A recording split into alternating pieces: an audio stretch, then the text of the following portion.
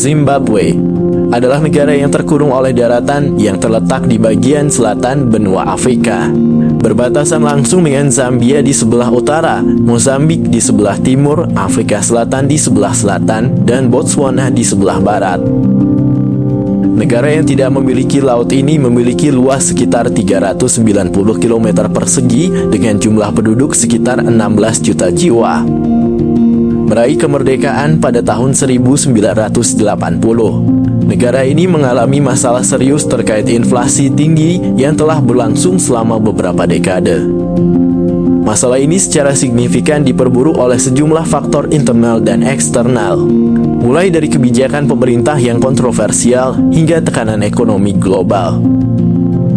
Inflasi di Zimbabwe mencapai puncaknya pada akhir tahun 2000-an dan awal 2010-an.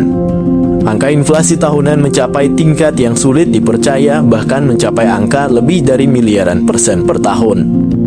Dalam kondisi seperti itu, mata uang lokal dolar Zimbabwe menjadi tidak berarti secara praktis. Warga Zimbabwe harus membayar harga yang sangat tinggi untuk barang-barang sehari-hari, dan kehidupan ekonomi menjadi sangat sulit bagi banyak orang.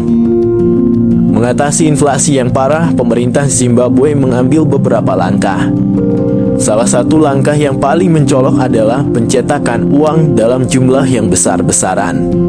Namun kebijakan semacam ini hanya memperburuk masalah inflasi karena meningkatkan jumlah uang yang beredar di pasar tanpa diimbangi dengan peningkatan produksi atau nilai barang dan jasa.